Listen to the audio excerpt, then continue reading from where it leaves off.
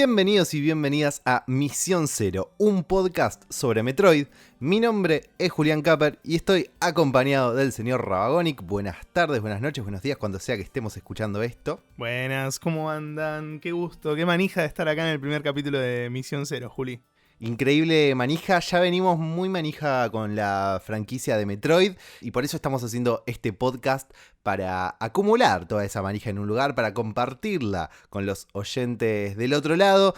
Y a raíz de esto, lo primero que uno se puede preguntar, bueno, es ¿por qué hacer un podcast de Metroid? ¿Por qué hacer un podcast de Metroid ahora? ¿Por qué meternos a hablar con esta franquicia de Nintendo tan icónica, ¿no? Sí, la verdad es que está lleno de motivos por los cuales hablar de Metroid. Ahora vamos a profundizar un poco en algunos, pero este año es el 35 aniversario de la franquicia. Es una de las franquicias no solo más importante de Nintendo, sino más importante de la historia en cuanto a videojuegos, por lo disruptivo, por todo lo que generó, por lo que hizo. Así que creo que nos va a venir bien revisitar los juegos y poder hablar de cada uno. Sí, porque es una franquicia que tiene una historia muy particular, que tiene una historia con muchas idas y vueltas, con mucha riqueza en su desarrollo, en sus conceptos, en las cosas que fueron sucediendo mientras iban saliendo los juegos y además de cómo esos juegos fueron evolucionando, que es parte de lo que queremos ver acá. Pero como bien dice Nico, el primer motivo es: cumple 35 años la franquicia de Metroid. Estamos a 35 años, en el momento que estamos grabando esto al menos, de 1986 cuando salió el primer juego. Y no es un aniversario cualquiera, si bien, qué sé yo, hay gente que puede hacer la diferencia, bueno, pero no sé, los 25 años, los 30 años. ¿Por qué los 35? Bueno, porque Nintendo básicamente decidió que este sea un año muy importante para Metroid. Sí, tal cual. O sea, nos sorprendió a todos. Mucha gente, seguramente que escuche el pod o nosotros mismos, estamos esperando porque hace ya 4 años se anunció Metroid Prime 4, que es un juego muy esperado de la franquicia. Sin embargo, Nintendo en la E3 decidió no anunciar este juego, sino que anunciar un nuevo juego de la franquicia 2D que se llama Metroid Dread. Y fue una sorpresa, por un lado porque no esperábamos algo de Metroid, pero los ojos estaban puestos, por supuesto, como dice Nico, en Metroid Prime. Y además porque Metroid Dread es un juego mismo que viene rumoreado, que viene planeado, que tuvo múltiples cancelaciones en los últimos 19 años. Hace 19 años que no hay un juego de la franquicia de la línea 2D de Metroid, de la línea de Metroid que empezó todo hace 19 años, que no hay un juego que continúe la historia. Entonces, que en su 35 aniversario se anuncie una continuación de esa historia, de lo que era la historia principal antes de que saliera Metroid Prime, fue una bomba.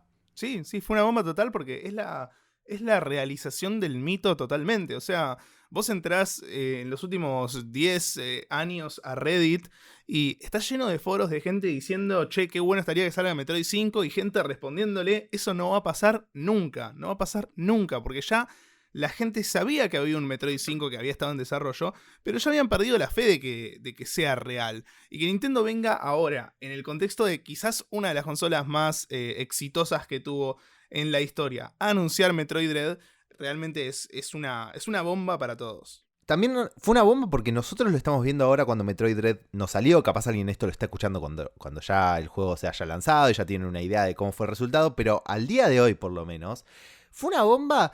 Las preventas explotaron. O sea, claramente había un público cautivo esperando un juego de Metroid. Y claramente también había gente que nunca jugó un Metroid. Hay gente que nunca jugó un Metroid y que Metroid Dread lo vio lo ve como la posibilidad de entrar en ese mundo. Porque, y creo que esto es lo otro que es importante mencionar de por qué estamos haciendo un podcast de Metroid, es que si bien en los últimos 20 años no hubo un juego 2D, el impacto de la franquicia causó un género que está explotando ahora, que está explotando en los últimos años.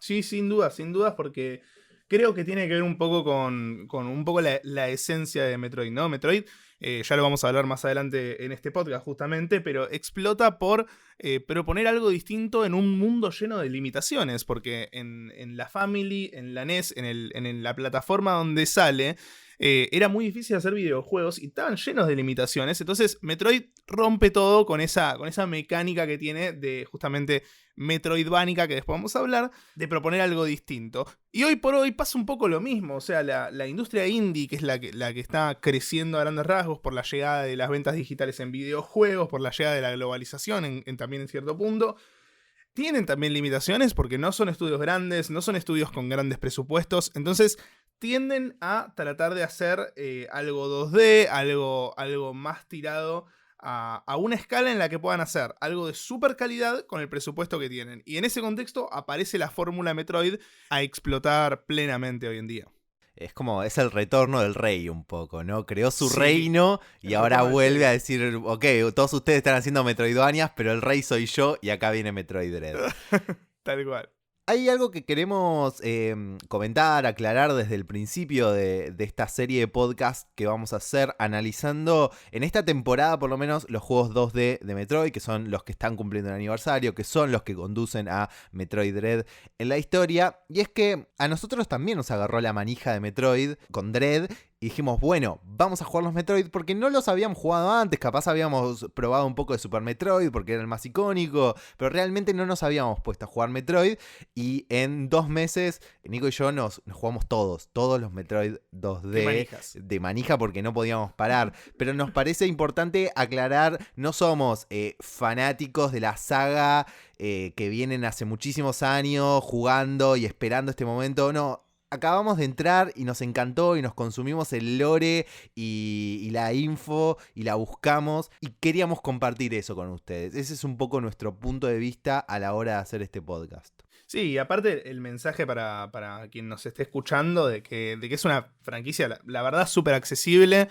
en todo sentido y que cualquiera puede arrancar a jugar Metroid y vivir lo que vivimos nosotros. O sea, nosotros creo que Juli va a coincidir en esto, que arrancamos tratando de jugar todos los Metroid pensando que nos iba a gustar mucho Super Metroid, que nos iba a gustar mucho quizás Metroid Fusion, que eran los últimos que habían salido. Y la verdad es que nos terminaron gustando prácticamente todos, que lo terminamos disfrutando, que fue un viaje súper lindo y que se lo recomiendo a cualquiera que esté escuchando, que si le interesa mínimamente Metroid, que le dé una oportunidad porque no se van a arrepentir.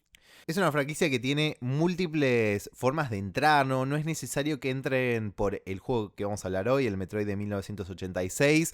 Pueden entrar por Super Metroid, que es el más icónico, que lo vamos a hablar en un par de episodios. O Zero Mission, que es la remake del 1, que mejora un montón de cosas. O el que quieran, el que les llame la atención, porque siempre cada juego, si bien tiene una historia pesada y que se conecta el uno con el otro, cada juego te cuenta al principio lo que pasó antes.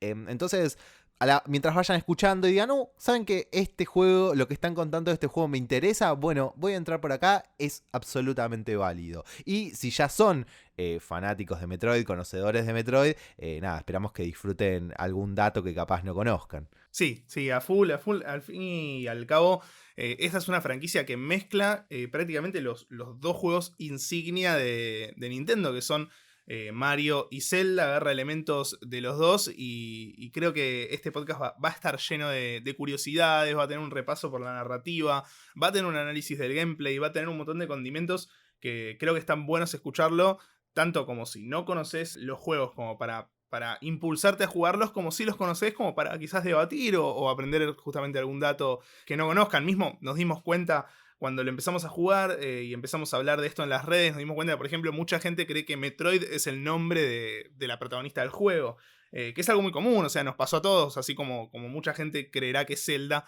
es el nombre de Link. Así que todos estos datos y curiosidades van a estar buenas en estos capítulos para escuchar. Así es, y para arrancar directamente con este primer juego de Metroid, vamos a ponernos históricos, vamos a hacer un viaje en el tiempo, a desenredar de dónde sale este juego, de dónde sale un juego que impulsa todos estos cambios, todos estos efectos réplica en la industria de los videojuegos y en la franquicia misma de Metroid. Y tenemos que arrancar por 1983, cuando se da la famosa recesión en la industria de los videojuegos, ¿no, Nico? ¿Qué año para los videojuegos? Incluso hay recortes periodísticos de la época en los que los titulares básicamente eran que se terminaba, ¿no? Que era algo de paso, que no había tal industria de los videojuegos, que era un furor que ya estaba terminando y que no apuesten a eso porque iban a perder, ¿no? Es que también era una época de cambios rápidos, ¿no? Y estamos en un momento donde, aunque los videojuegos habían empezado a explotar, se empiezan a caer también por la competencia con las computadoras hogareñas que estaban empezando a aparecer en ese momento, y también porque no había reglas en el sistema. Entonces empezó a suceder una explosión de juegos de baja calidad, porque no había estándares a la hora de desarrollarlo. Cualquiera podía hacer cualquier cosa con los videojuegos, y esa multiplicación de juegos que eran caros y eran malos empieza a causar este agotamiento con el tema de las consolas y de los videojuegos, y la sensación de que esto ya no daba para más y que se estaba terminando. El más infame de ellos, el juego de T, ¿no? Es una historia conocida, es una anécdota conocida, sí.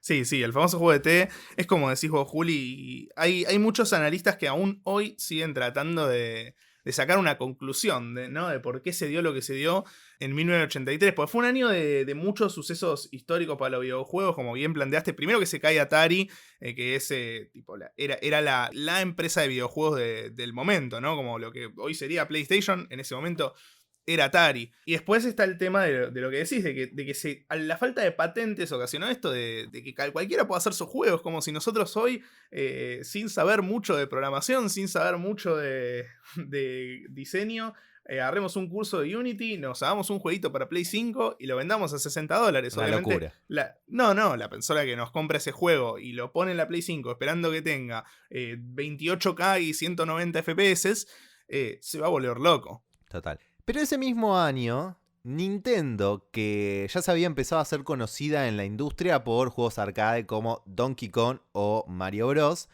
saca en Japón su consola hogareña, la Famicom, o como la conocemos en Argentina, la Family. Vamos. Y 2 años después llegaría a los Estados Unidos con el nombre de Nintendo Entertainment System, o la NES o la NES, acompañada del juego que salvó a la industria de esa recesión, el Super Mario Bros. Creado por Shigeru Miyamoto. Sí, para mí el juego más importante de todos los tiempos. Totalmente, salvó a la industria. Salvó a la industria. Sí.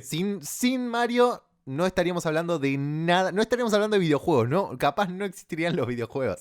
Es absolutamente así. Ni hablar. Y si bien la historia de Miyamoto, que al año siguiente metería a The Legend of Zelda en su lista de juegos icónicos de su creación, se contó 1000 veces la historia de Miyamoto. Ya hay 1000 otros podcasts, videos, notas, libros, etc. Pero él no era la única mente creativa que estaba en Nintendo. Había una que incluso pertenecía a su mentor, al chabón que había estado protegiendo y educando a Miyamoto hasta el año previo a que lanzara Super Mario Bros.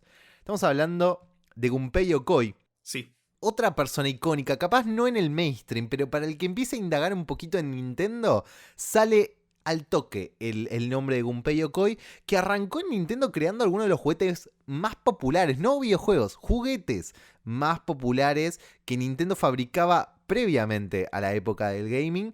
Y el primero que hizo, la Ultra Hand, que era como una pinza a distancia, digamos, de plástico, capta la atención del presidente de Nintendo, Hiroshi Yamauchi, que agarra y dice: ¿vos qué hiciste eso? Yokoi, vení. Y lo pone a cargo del equipo de Research and Development 1, o RID1, como le vamos a abreviar en este podcast, donde él crea todas las invenciones de las que vamos a hablar, y tal vez la más conocida, la abuela de las consolas portátiles, la Game & Watch. Sí, es un periodo muy importante en la historia de Nintendo. Hoy cuando se habla de Nintendo, mucha gente tiende a hablar más de Miyamoto, de Iwata, de Aonuma, que son quizás la pata más importante contemporánea de Nintendo, pero la verdad es que Gunpei Yokoi y Hiroshi Yamauchi fueron dos personas claves en Nintendo. De Gunpei ya vamos a hablar un poquito más adelante porque es muy importante y sobre todo tiene relación con Metroid, pero Hiroshi Yamauchi era básicamente el presidente que decidió que Nintendo se dedique a los videojuegos, y eso es muy importante porque cuando nace Nintendo se dedica a las cartas Hanafuda, que son unas cartas de estilo póker, por así decirlo, porque se usaban mucho para apostar en Japón. De hecho, se cree que tiene mucha relación con la mafia, hay toda una historia detrás de eso, pero en un momento el negocio de las cartas deja de ser un tanto rentable para Nintendo y entra en una pequeña crisis en la que no sabe qué hacer Nintendo. Pasó de hacer algo que le llamaban hoteles de amor, que eran básicamente hoteles para parejas, pasaron a ser una empresa que hacía arroz, o sea, te das cuenta que no tenían ni idea de dónde quería ir. Hasta que este presidente, Hiroshi Yamauchi, lo ve a Yokoi haciendo el Ultra Hand y decide que ellos siempre apostaron por las cartas Hanafuda, el entretenimiento, que se podían meter era el negocio de los juguetes. Y los juguetes en esa época, por resolución, era también meterse en la industria de los videojuegos, porque Claro. los videojuegos eran tomados juguetes. Total. Y cuando Nintendo empieza a hacer esa transición a los videojuegos, Yokoi y el equipo de RD1 empiezan supervisando los primeros 2 éxitos de Miyamoto. Mencionamos el Donkey Kong y el Mario Bros., que eran arcades, todavía no existían en las casas, tenías que ir a los arcades a jugar. Pero ya cuando sale la Famicom, lo que empieza a hacer el RD1 es crear, por ejemplo, periféricos como el NES Zapper, la pistola de la Family con la que jugás Dog Hunt.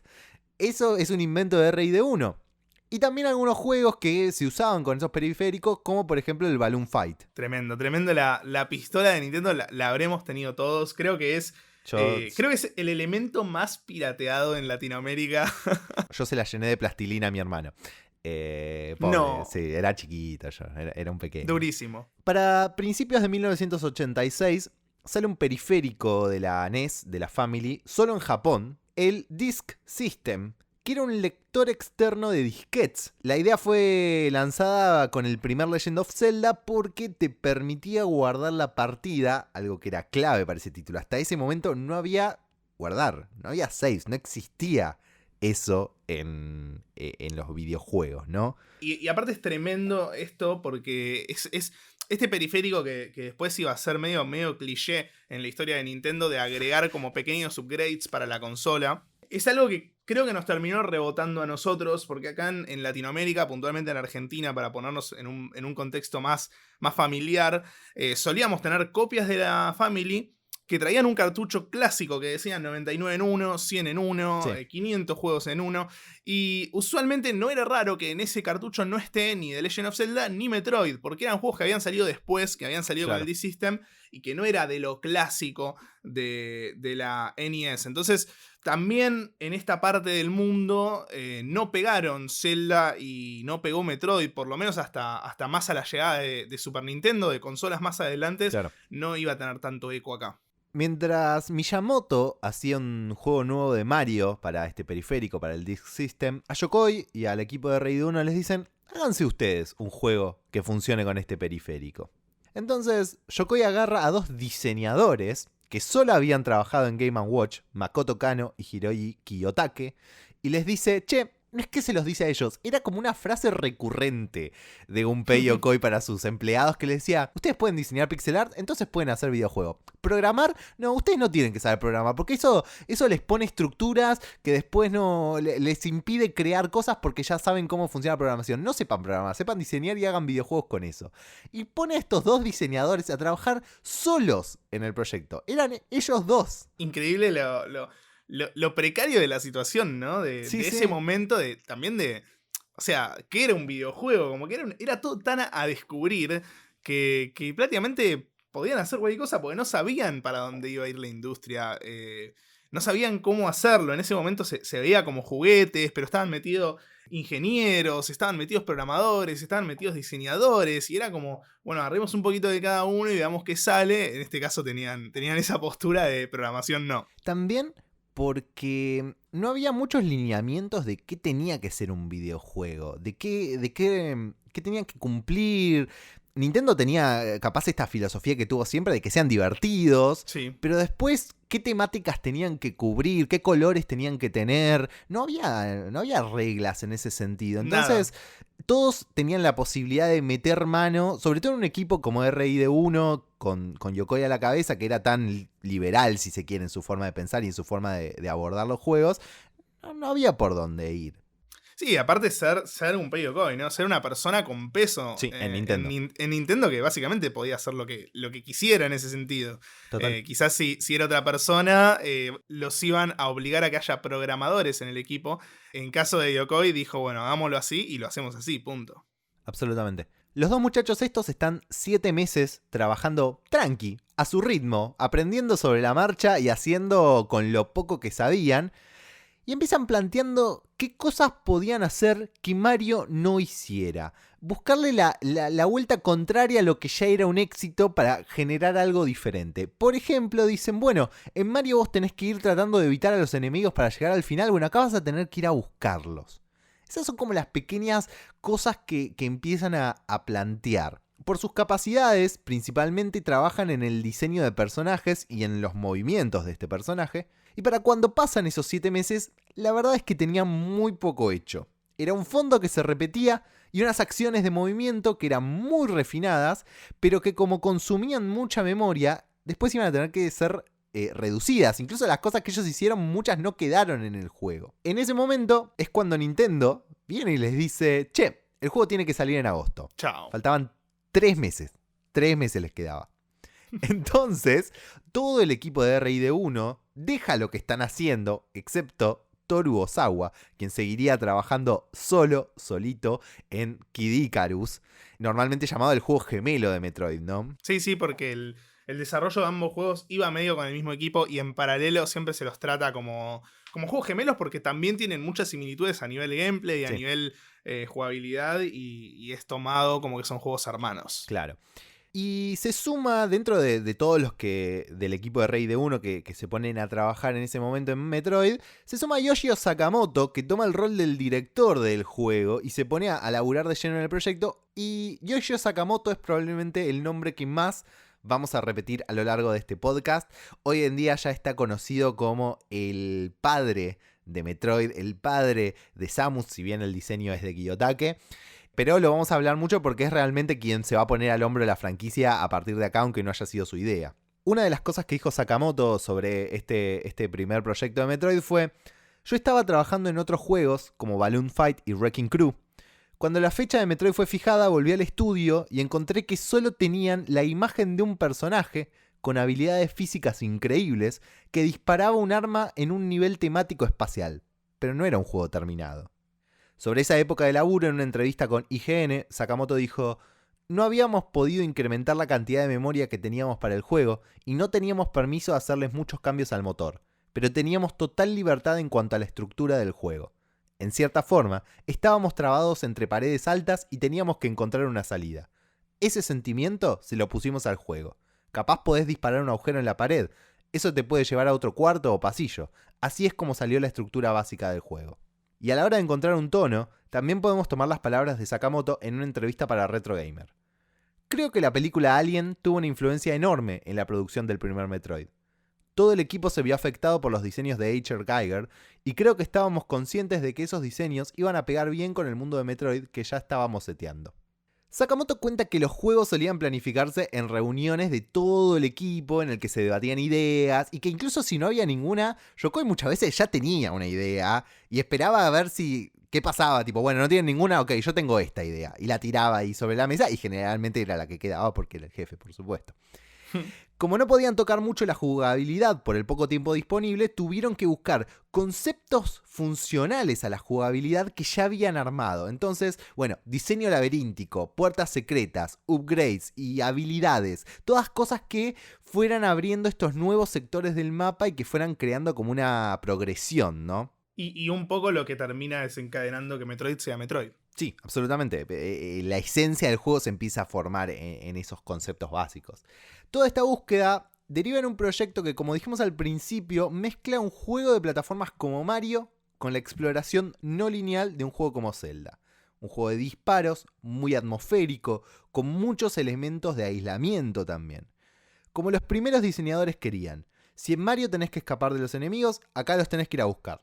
Y si en Zelda tenés que hablar con la gente para conseguir datos, bueno, acá no hay nadie con quien hablar. Tenés que explorar sí o sí. Sí, aparte también lo poético, ¿no? De tener que arrancar en el juego e ir para la izquierda. Sí. Ya te están diciendo desde la metáfora que es algo re distinto. O sea, es algo completamente diferente a los plataformeros que eran el género del momento, que todos, incluso el mayor de ellos que era Mario, arrancaban yendo para la derecha. En este arrancás y vas para la izquierda. Además, como que te penaliza si querés jugarlo como un Mario, porque vos vas a la derecha, ¿no? Como harías normalmente, y te trabás y no podés seguir. Sí. Te penaliza por querer hacerlo de la forma tradicional y te dice: no, esto no se juega así, volvé para la izquierda. No, es poético. Es muy poético.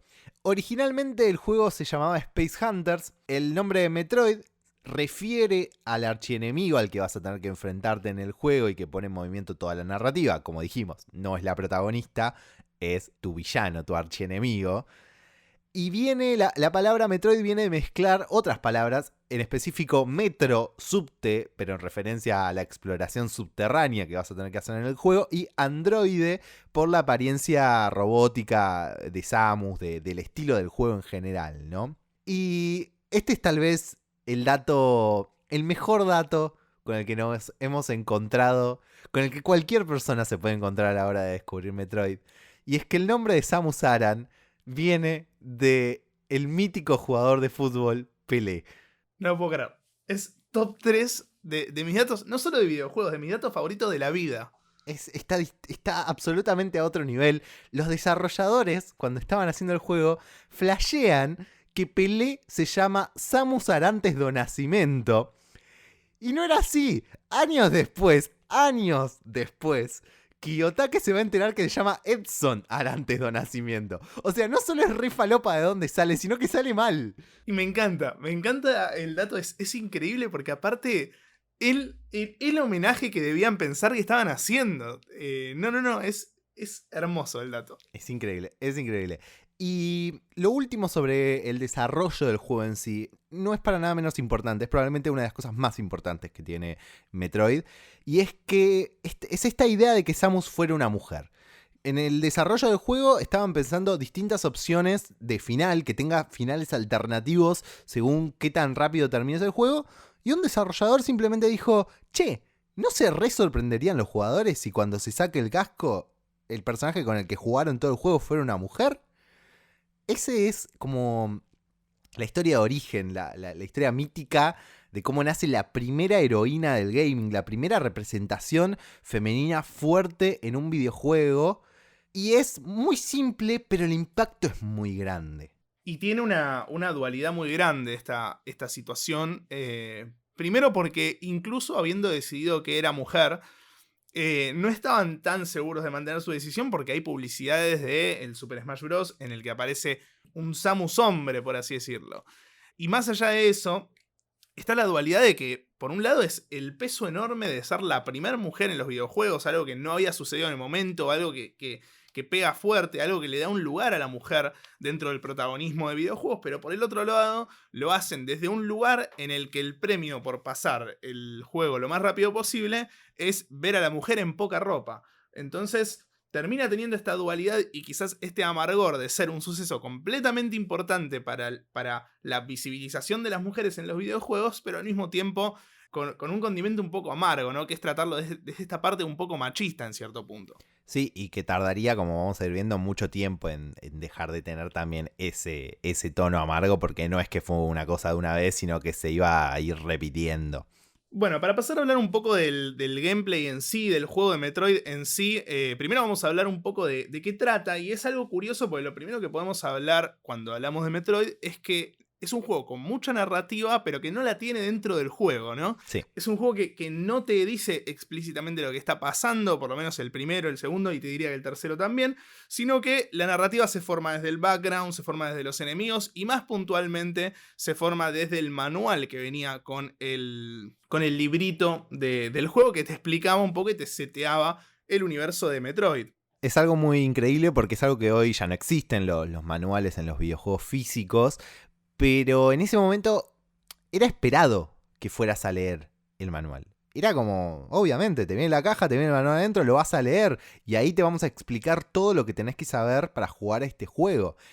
Y también es muy diferente con cómo nosotros nos encontramos estos juegos, porque muchas veces nos los encontramos de maneras digitales donde no se nos ocurre buscar el manual, entonces entramos medio en bola, si se quiere, a jugar juego como Metroid. Pero el manual específicamente de Metroid es muy cargado, sobre todo en la parte de lore, en la parte de historia que setea el juego. Vos podés mirar el manual de esa época de otro juego como Zelda, que también tiene un montón de lore, y es menos de la mitad de lo que te cuenta Metroid. No, es inmenso y es tremendo. Y también afecta al tema del gameplay, porque hay muchas situaciones sobre todo en esa época, y te diría que duró hasta el año 2000, 2000 y pico, en la que el juego no se gastaba tanto tiempo en explicarte los controles, en explicarte cómo funcionaba, porque eso, primero que era una limitación, introducirlo en el juego porque gastaban espacio, gastaban recursos en poner eso, y segundo porque te lo ponían en el librito, vos veías la historia del librito y veías los controles ahí. Sí, absolutamente. Un poco en resumen lo que te cuenta el manual es que en el futuro se establece una federación galáctica que permite una era de intercambio entre culturas y civilizaciones extraterrestres, con naves que van y que vienen por un lado o por el otro, pero esto también causa la aparición de piratas espaciales que van a atacar esas naves. Entonces la federación crea primero una policía, pero aún así, en el vacío del espacio no era fácil atrapar a estos piratas espaciales.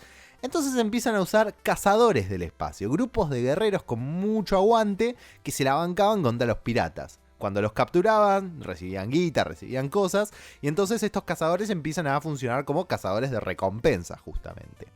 El juego nos setea en el año 2000X5 de la historia del cosmos, cuando todo se va a la mierda porque los piratas atacan una nave de investigación que llevaba una cápsula con una forma de vida desconocida a la que le pusieron Metroid. Y parece que esta forma de vida mató a toda la gente en su planeta de origen y que se puede multiplicar muy fácilmente bajo rayos betas por 24 horas. La Federación piensa que los piratas que están escondidos en la fortaleza de su planeta Cebes o Cebeth en la primera screen del juego, que está mal escrito por algún motivo, piensa que los piratas ahí están preparando todo para multiplicar a los Metroids y usarlos como armas. Entonces deciden mandar al mejor de todos los cazadores espaciales, Samus Aran. Los rumores dicen que Samus es un cyborg. Primero dicen que es un chabón en el manual, que no se sabe su identidad, pero que parece ser un chabón, que es un cyborg, que le pusieron equipamiento robótico para mejorarlo y que puede robar la energía de sus enemigos, y que los piratas espaciales están recagados de que vaya a ir Samus, que se infiltra en Cebes para destruir a los piratas espaciales, a su líder Mother Brain y acabar con los Metroid. No, es impresionante, y ahí ya nos podemos pasar directamente a hablar de las cosas que hacen de este juego tan distintivo a nivel gameplay. Sí. Y una de las cosas, justamente, que sirve para enganchar con esto de la narrativa del libro, es el uso del escenario, de los personajes, de los voces y demás para plantear una historia que se complementa con este booklet, pero que sin embargo es identificable en su sentido más básico en el videojuego. O sea, vos sabés que en el juego tenés que explorar, tenés que matar bichos, estás buscando algo, te encontrás con bichos más grandes como Kraid, como Ridley, y vas desenvolviendo la historia del juego a medida que va pasando. Esto es algo que un poco se introduce en Metroid y después termina explotando en otros juegos. O sea, no sé, el ejemplo más claro que se me ocurre es Mortal Kombat, que no tiene nada de narrativa y sí, sin embargo los estereotipos de los personajes te explican todo. O sea, vos sabés que hay ninjas, sabés que hay malos, sabés que hay buenos. Resident Evil también explota un poco eso, y creo que Metroid fue un poco el pionero en hacer esto. Después también es aprovechar un poco el género del momento. Hoy por hoy, para pasar a un ejemplo más actual, el género que predomina es el de acción, de aventura en 3D. Todos los exclusivos de PlayStation, los Souls, hay un montón de cosas que se plantean en este género y que diríamos, la mayoría de los productos AAA apuntan a ir por ese lado. En ese momento, el género que era lo máximo en la industria eran las plataformas, porque Mario lo había hecho, porque Mario estaba en auge, y porque con el 2D era más o menos lo que daba para hacer, un juego de plataformas. Había algunos distintivos, pero a grandes rasgos muchos trataban de imitar ese formato. Y es muy loco cómo Metroid intenta apelar al género del momento, intenta hacer la plataforma, pero haber encontrado una forma de apelar a este género rompiendo todos los esquemas propuestos. Absolutamente, ¿no? Muchas veces cuando hablamos de Metroid hemos hecho la comparación con el caso de los Souls hoy en día, que vienen a romper un poco con las estructuras de las aventuras 3D que se venían dando hasta antes de su lanzamiento. Y es muy loco. Yo siento que la comparación entre Metroid y Souls es súper interesante. Siento que en muchos lugares, si bien son cosas muy diferentes, en muchos lugares hay muchos puntos de contacto, sí, se chocan. Hoy en día Souls es también sinónimo de desafío, ¿no? De esos juegos que son un desafío, que vas a perder, que vas a tener que realmente intentarlo muchas veces hasta que puedas superar lo que te propone, y hay una idea de satisfacción, ¿no? Que vas a conseguir de haberlo intentado tanto. Y es algo que Metroid tiene, que ya sea por exploración o por combate, el juego busca eso, busca crearte un desafío que cuando lo resuelvas sea muy satisfactorio. Pero para esa época era un juego jodido, era un juego que no estaba pensado para jugadores casuales, ¿no? Para que el que agarre una consola un ratito en la casa de un amigo, me voy a divertir un rato con esto. No era la idea. No, es tremendo. Era el juego para lo que se dice tryharders Claro. en ese momento. Y creo que son géneros que tienen mucha relación. Sin ir más lejos, tenemos el caso de Hollow Knight, que debe ser uno de los indies más exitosos de los últimos 5 años, por lo menos. Y es una mezcla de un Souls con un Metroid, porque se chocan mucho y porque los géneros dan para hacer esa mezcla. Incluso en los últimos días se dio el debate en redes, que no importa cuando estén escuchando esto, porque seguro en los últimos días de cuando lo escuchen se haya dado el debate, del Easy Mode, del juego fácil, de los modos de juego en los videojuegos. Y creo que Souls tiene bastante que aprender de Metroid, y lo vamos a ver a lo largo de este podcast en los distintos capítulos, cómo fue agregando accesibilidad a medida que los años pasaban y que estaba quedando medio obsoleto esto de cada vez darte menos información.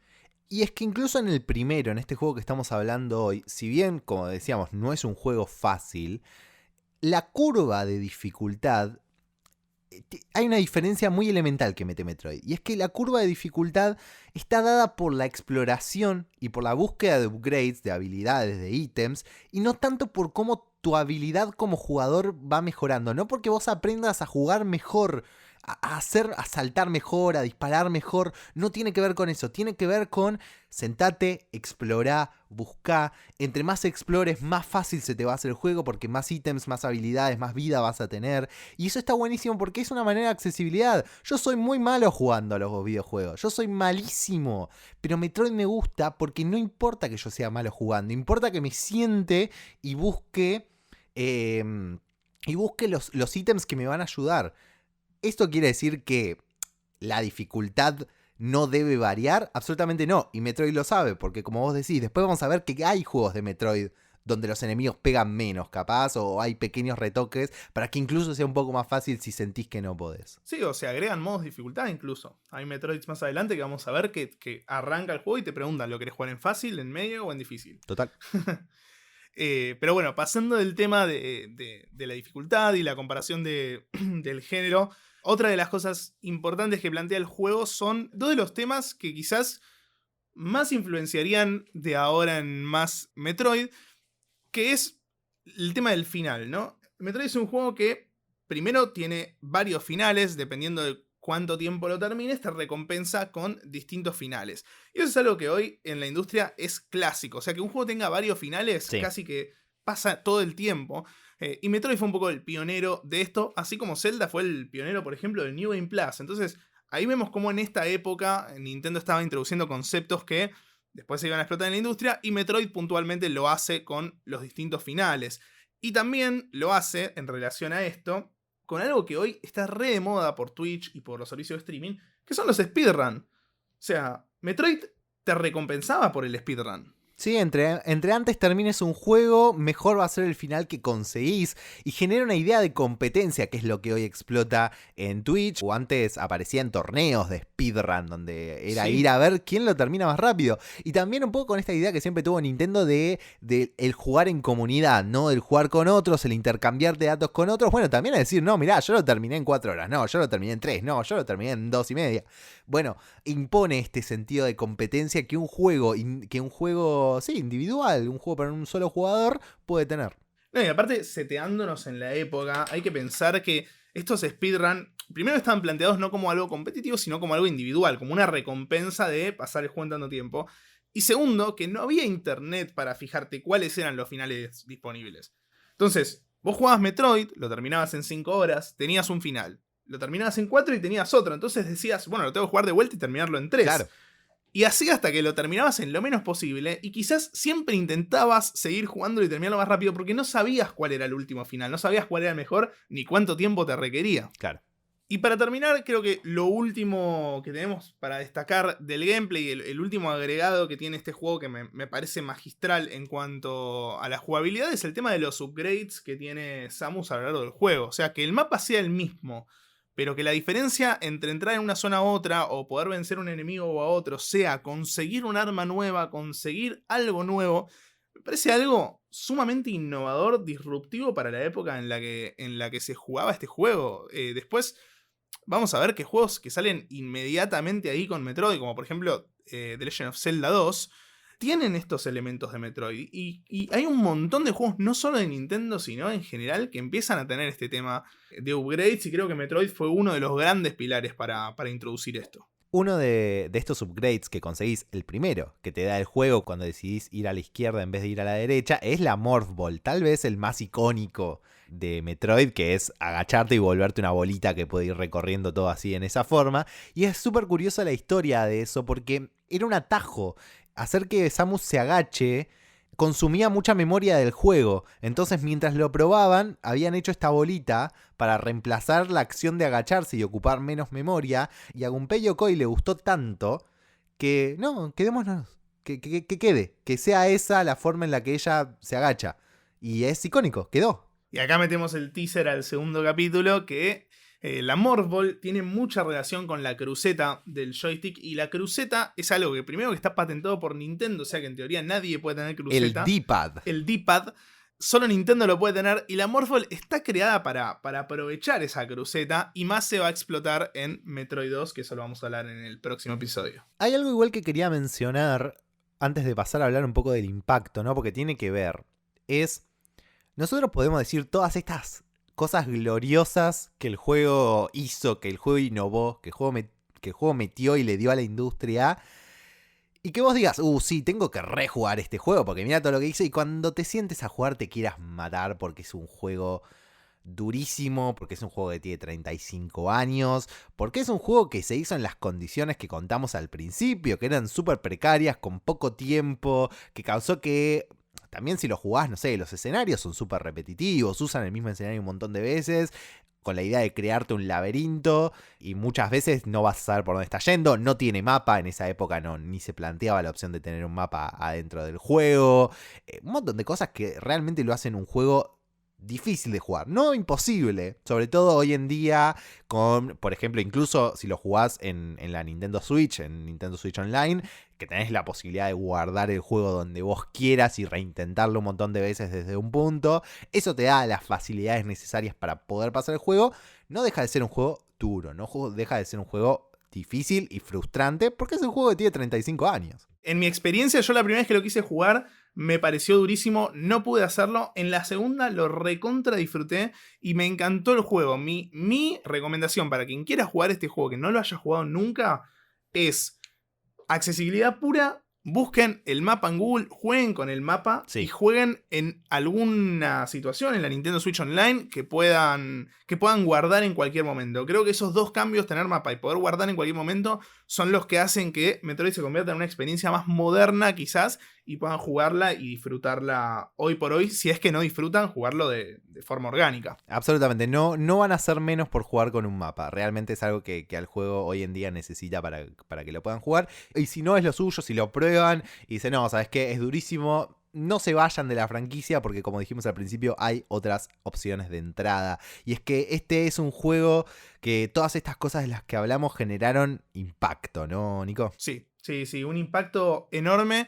Creo que lo podemos debatir en dos grandes pilares que generó este juego. El primero es el aspecto cinematográfico que tiene el juego, logrando adaptar una estética muy Alien en un momento en que la capacidad técnica de los videojuegos no te permitía captar nada. Mismo voy a citar al dios Miyamoto, que lo ha dicho muchas veces, que en ese momento se fijaban antes en lo que no podían hacer, antes que en lo que sí podían hacer, porque sabían que eran tantas las limitaciones, que tenían que saber todo eso que no podían para recién ahí empezar a pensar a ver qué hacían con el juego. Entonces, creo que haber logrado esta ambientación, este lore formado por el entorno, que te encuentres con un enemigo que es grande y que te genere ese miedo, creo que es uno de los dos grandes pilares de este juego. Sí, es un juego que desde todos lados busca esa ambientación. Una de las cosas para mí que más me viene a la cabeza cuando pienso en eso es la música. Desde el main theme, que está cuando prendes el juego, antes de que empieces a jugar, absolutamente capta la esencia de Metroid. Te da todas las sensaciones y las emociones que vas a tener jugando no solo este juego, sino todos los juegos de la franquicia. Entonces creo que también había una idea muy clara de la sensación que querían generar y buscaron los recursos necesarios, como esto que ya mencionamos de que no haya nadie para hablar, hasta la música, hasta los voces. Sí, realmente te sentís solo en un planeta completamente terrorífico, lleno de monstruos, la música acompaña, la tensión, el suspenso. Después vamos a ir hablando a lo largo de los juegos cómo eso va evolucionando y cada vez es mayor, pero la verdad es que creo que el primer aspecto del impacto tiene que ver con esto y cómo lograron setear Metroid en un universo en el que te diría que casi ningún videojuego podía setear así. Sí.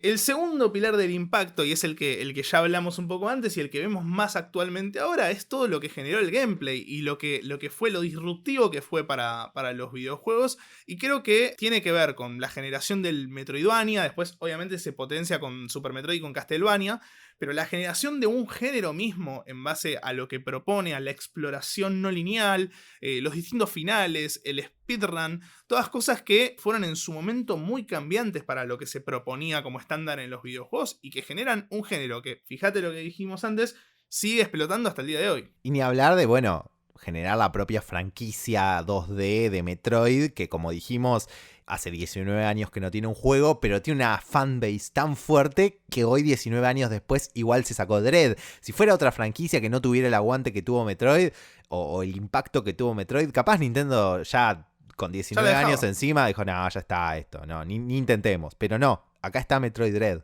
No, es que en total, ahora no tengo el número exacto, pero Metroid tiene más o menos en total, entre todos los juegos de su franquicia, debe tener unos 15 juegos. Y a ninguno le fue bien económicamente.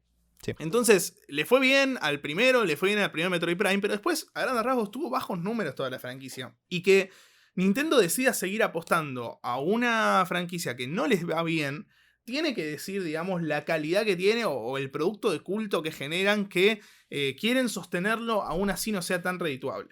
Así es, y a lo largo de los próximos episodios de este podcast nos vamos a meter con cada juego de la franquicia 2D de Metroid, vamos a desenredar sus historias, su gameplay, la evolución que cada juego tuvo con respecto al anterior y a raíz de todo eso, ¿qué vamos a esperar de Metroid Dread, la nueva entrega de esta franquicia? Nico, ¿en dónde te podemos encontrar en las redes sociales? Me encuentran como Rababonic en todas las redes, Twitch, YouTube, Twitter, Instagram. A mí me encuentran como @JulianCaper, Caper con K en Twitter. Esto ha sido el primer episodio de Misión Zero y nos encontramos en la próxima misión.